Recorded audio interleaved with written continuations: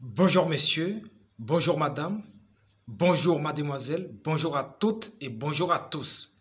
Je me présente pour ceux qui ne me connaissent pas encore. Je suis Baizoumi Naura Edouard, enseignant de formation, par ailleurs promoteur de la librairie Edou Livre. Dans cette vidéo, je voudrais vous parler de la lecture. 80% des enfants qui n'apprennent pas à lire au cours préparatoire n'apprennent jamais. Je dis bien 80% des élèves qui n'apprennent pas à lire au cours préparatoire n'apprennent jamais à lire. C'est-à-dire les cours préparatoires, c'est-à-dire au CP1 et CP2. La lecture, ça s'apprend au CP1 et CP2. Et si au cours préparatoire, un élève n'apprend pas normalement à lire, il aura toujours des difficultés dans les classes suivantes. Donc, il est temps que les maîtres, les maîtresses, le corps enseignant ne laissent jamais passer un élève en classe de CE1 sans savoir lire. Si un élève passe au C1 sans savoir lire, il n'apprendra jamais à lire. Puisque au C1, on n'apprend plus à lire. Tous les livres de C1, il n'y a pas l'apprentissage de la lecture. Et pour apprendre à lire au CP, quelle méthode faut-il utiliser? Nous avons deux grandes méthodes. La méthode syllabique et la méthode globale. Alors, entre les deux méthodes, quelle méthode faut-il utiliser pour apprendre à lire soi-même à son enfant à la maison pour que l'enfant puisse apprendre à lire normalement au cours préparatoire? Entre les deux méthodes, la méthode globale, c'est une méthode qui commence d'abord par une phrase, c'est dire à l'aide d'une image, on décrit l'image et après la description dite de l'image, on vient à la phrase. C'est-à-dire on commence à partir de la phrase. De la phrase, on va au mot. Du mot, on va à la lettre. De la lettre à la syllabe. Ça, c'est la méthode globale. Et la méthode globale est beaucoup utilisée pour la pédagogie des grands groupes. Puisque la plupart de nos écoles ont des nombres pléthoriques au cours préparatoire. On peut trouver dans une classe plus de 100 quelques élèves.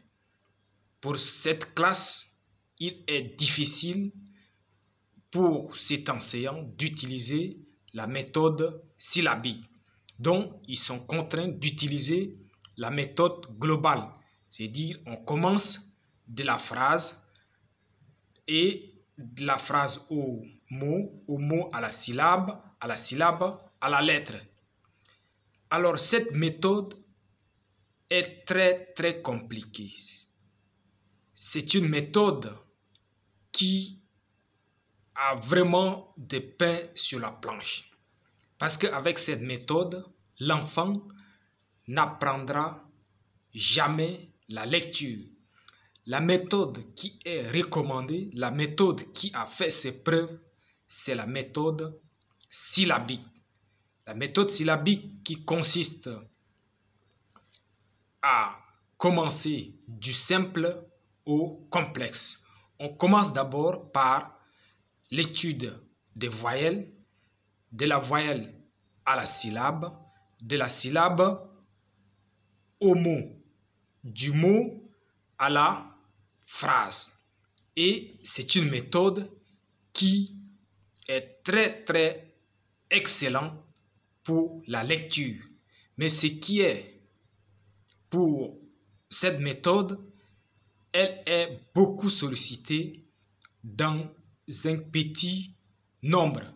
Pour que le maître, l'enseignant, utilise la méthode syllabique, il faut au maximum 25, au plus 30 élèves par classe. Mais la réalité chez nous est tout autre chose.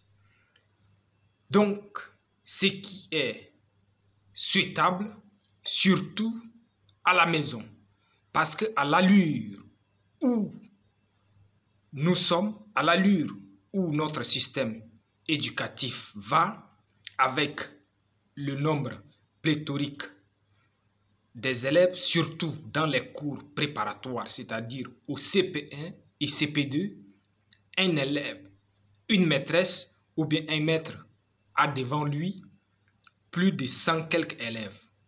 Il est submergé.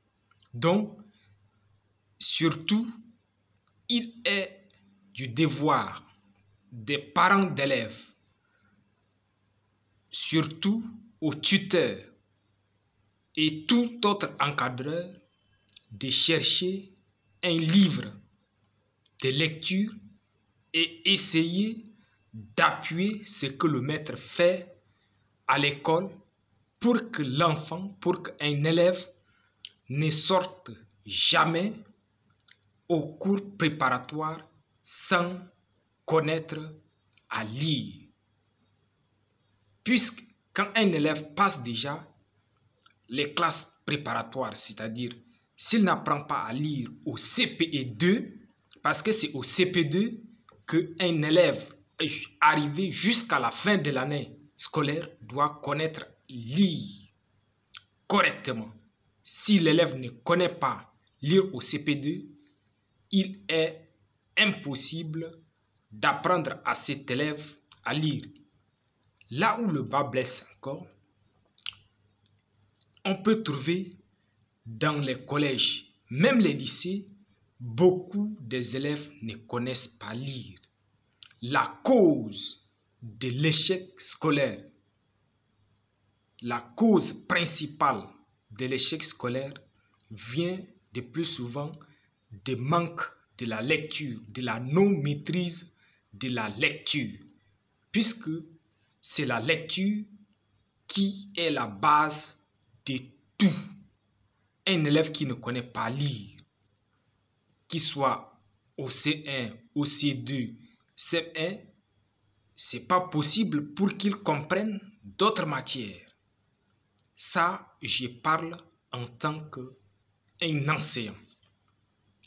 Et je voudrais aussi vous parler en tant qu'un parent d'élève, puisque j'ai mon enfant qui est aussi en classe de cours préparatoires. Il est cette année au CP2 et je vous assure que c'est pas facile. C'est pas du tout facile.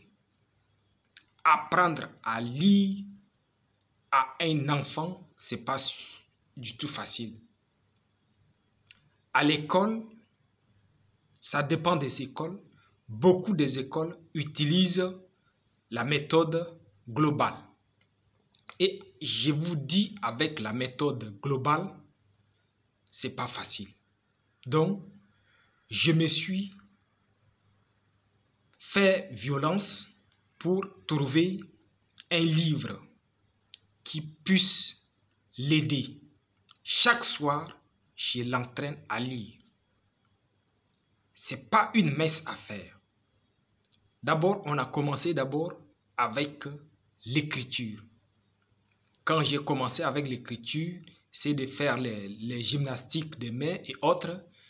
Je me suis rendu compte qu'il a un peu de goût à l'écriture. Il écrit très bien. J'ai dit bien. Comme ça, on va beaucoup évoluer dans le sens de l'écriture et de la lecture. Il faut toujours aller dans le sens de son besoin, de ce que l'enfant veut. Et il faut laisser aussi le temps de jeu à nos enfants. Si c'est trop redondance, ça devient encore d'autres problèmes. Donc, ce que je voudrais dire, surtout les parents, prenez vos responsabilités. Les parents, prenez vos responsabilités.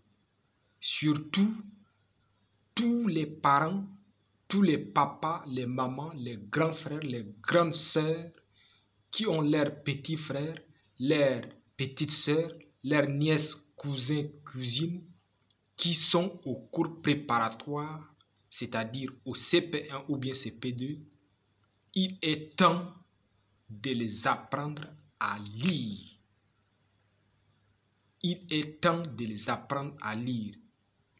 Si un enfant passe de CP2 au C1 sans connaître lire, cet enfant est à 90%,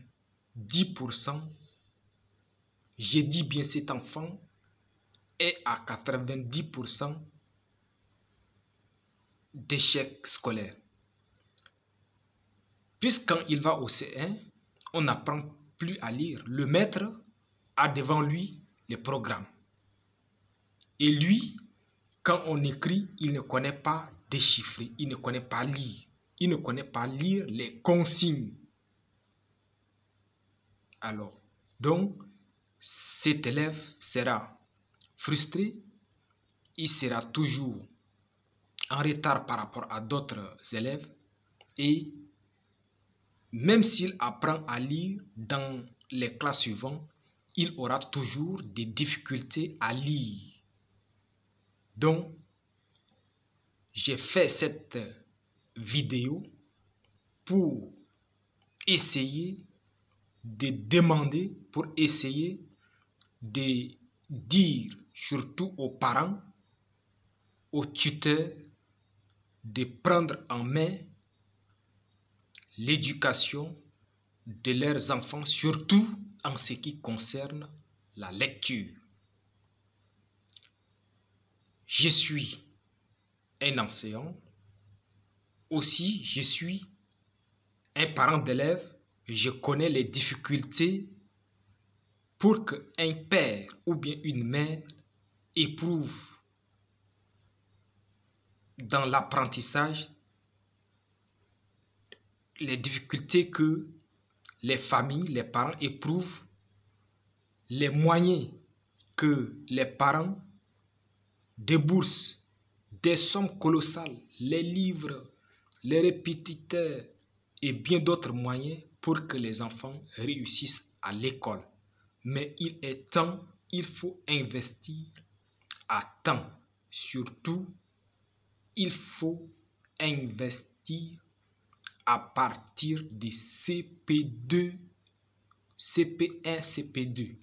Si un enfant passe de CP2 au C1 avec une bonne locution de lecture, avec une bonne maîtrise de lecture, je crois que le reste va venir tout seul. Alors, j'espère que cette vidéo va vous aider. Si c'est le cas, likez et partagez si ça peut faire du bien à un ami ou à un parent. C'était Baizoumi Naura Edouard, enseignant de formation, par ailleurs promoteur de la librairie Edolivre pour la vente de vos livres, les cours de soutien scolaire et le coaching scolaire. Je vous remercie.